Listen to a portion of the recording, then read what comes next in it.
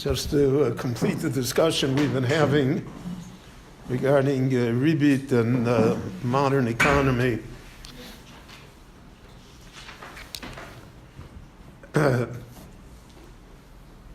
In the beginning of the 19th century, basically the Rothschilds, other financiers as well as the United States, discovered and promoted a way to finance all of the deficits that governments run. On paper, for instance, the government should not run a deficit because how's it going to pay for it?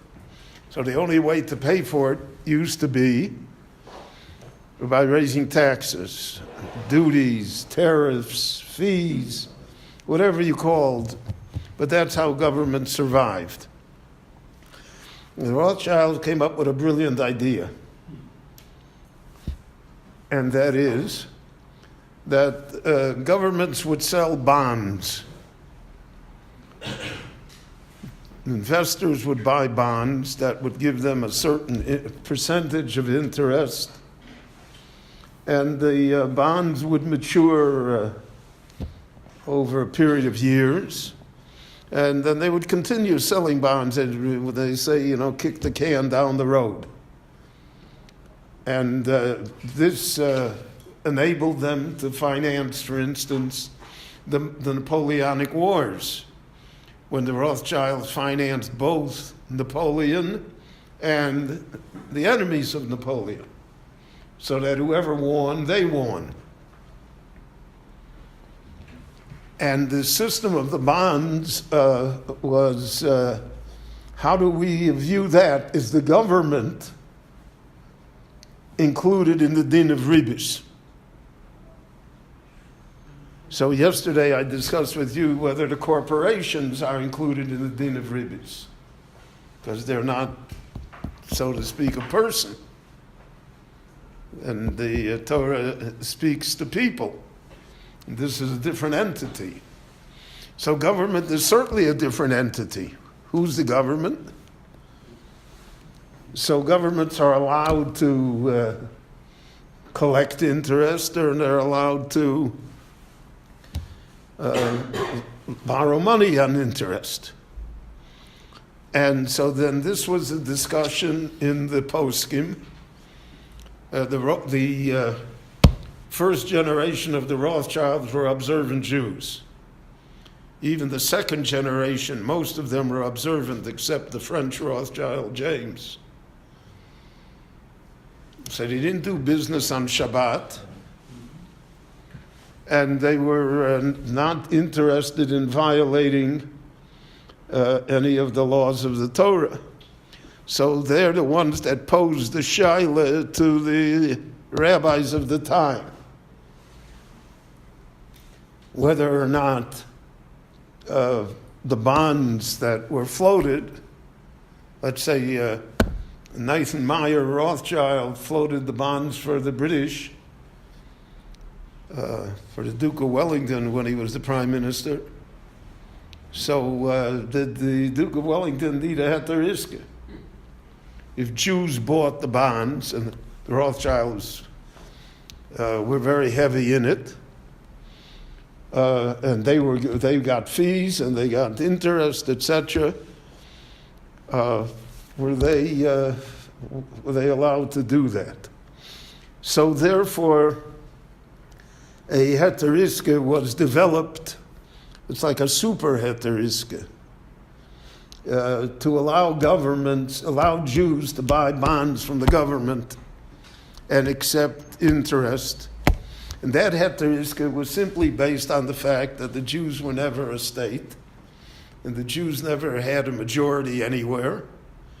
And therefore, it essentially was a transaction, even if you took the government as being people, which is one step, but they were not Jews. And therefore, there would be no inhibition regarding the laws of interest, because we're talking about a non-Jewish entity lending money to another non-Jewish entity and paying ribis in the middle. So this heter iske enabled Jews to buy bonds, even though the Jew was going to get interest, but he was going to get the interest from a non-Jewish entity. And in the middle, there was going to always be a middleman, because all the bonds always are floated by underwriters. They're not floated by the government itself. That's how the Rothschilds made their money. They got 2% or 3% for underwriting the loan. So if you made a loan of a few billion, so 2% is also money.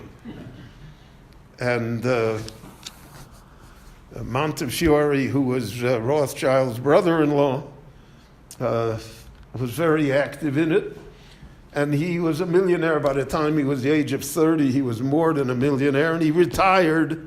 He devoted the rest of his life, 70 years, to working for the Jewish people. But the Rothschilds stayed in the business. All of this changed with the creation of the State of Israel. Because now you had a Jewish entity borrowing money. So when Ben-Gurion began in 1952, the Israel bonds, so Rav Herzog has a whole volume on how to be able to sell Israel bonds to Jews, because originally the only market was Jews. Eventually the bonds sold, today most Israel bonds are sold to non-Jews. They're sold to labor unions, to pension funds. I remember when the Israel bonds began, I was in the yeshiva, so the Rebbeim decided that they would give off one Sunday that we would go in the Jewish neighborhood to sell Israel bonds. And then you could buy a bond for $100. And the bond was good for 15 years. They were going to pay you back in 15 years. So I remember that everybody that bought the bond thought it was a donation. Schmerl's going to pay it back. It's ridiculous, right? So they bought the bond, but they had no feeling that somehow it was going to be an investment and that it would be paid back, etc., etc. The first sale of Israel bonds built here the national water carrier and other projects, infrastructure projects in the country. So Rav Herzog had to come up with a grand heter iske that included the Israeli government, and would include the Israeli government even when the people in the Israeli government changed. Because Ben-Gurion wasn't the prime minister for 15 years. And so therefore that became a great halachic issue here. All of the great Rabbonim weighed in on it. And every Israel bond has a heter iske built into it. So if a Jew owns it and collects interest on it, it's because it's an investment in the state of Israel. It is not you're not lending money or borrowing money. It's an investment in the state of Israel. And because if it's an investment, if the state of Israel, Baruch Hashem, prospers and is able, so then they'll give you something. And that became the basis until today of how these bonds are sold and how they're marketed, etc. A very interesting thing, when I was a Rav in Miami Beach, so that was when Castro came to power. I don't know whether it had anything to do with me or not, but anyway, Castro came to power, and a lot of Jews from Havana left Cuba, and they came to live mostly in Miami. And I had quite a few Jews from Havana that were members in my shul. And so I remember so many of them were very wealthy in Havana. But Castro didn't let you take your wealth out. He let you go, but you had to leave everything there. But Castro also held that Israeli bonds were worthless. He also said, they're never going to pay. It's worthless. So you could take the bonds. If you had bonds, you could take them. So I remember one Jew, he owned a big shoe factory in Cuba. He came, he really didn't have anything. He moved into our neighborhood, he had some cash, he bought a house. And then he wanted to go back in the shoe business. And he had $100,000 of Israeli bonds. But they weren't going to be due for another 6 or 7 years. So he came to me like I'm going to help him, right? What I can do. So then there was an Israeli consulate in Atlanta, Georgia. So I told him, well, we'll go to Atlanta, Georgia and talk to the Israel consul and see what he can do. And he went. And the Israeli government, out of their goodness of heart, decided they would redeem his bonds then. They wouldn't wait the 6 or 7 years. They gave him the $100,000, and he went back in business, and he became a very wealthy man again.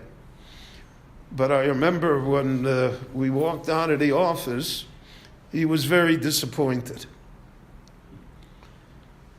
So I said, why are you disappointed? You see, Baruch Hashem, it's a miracle.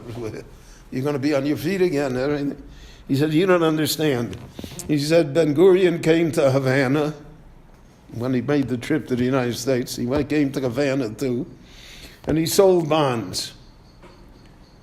So we didn't figure the bonds are going to be worth anything, but so we gave him $100,000, right?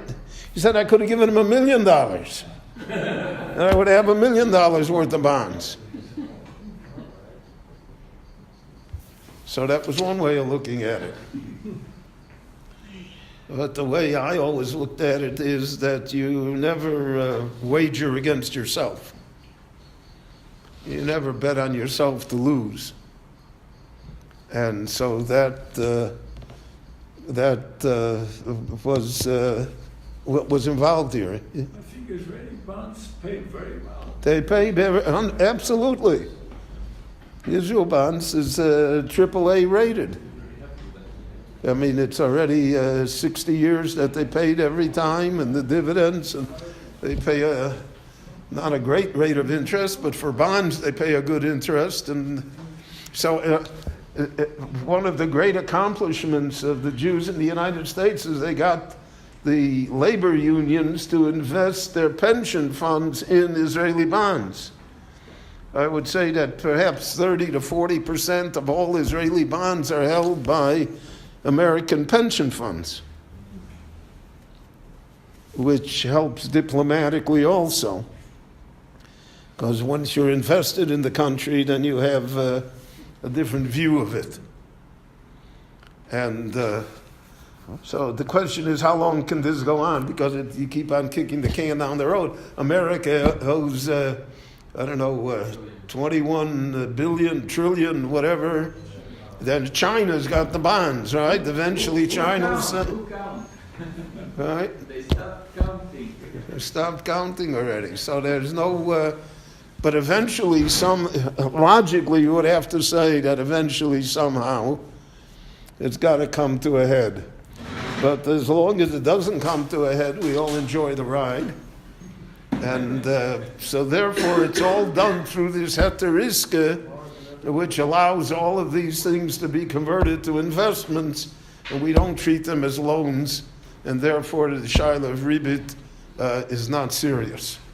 Rabbi Chananya ben Akash Omer Rotza Kadosh Baruch Hu L'Zakos Yisrael Lefil Chachir B'Lehem Torah Mitzvos Shenemar Adonai Chafetz Aman Tzidko Yagdil Torah Yagdil.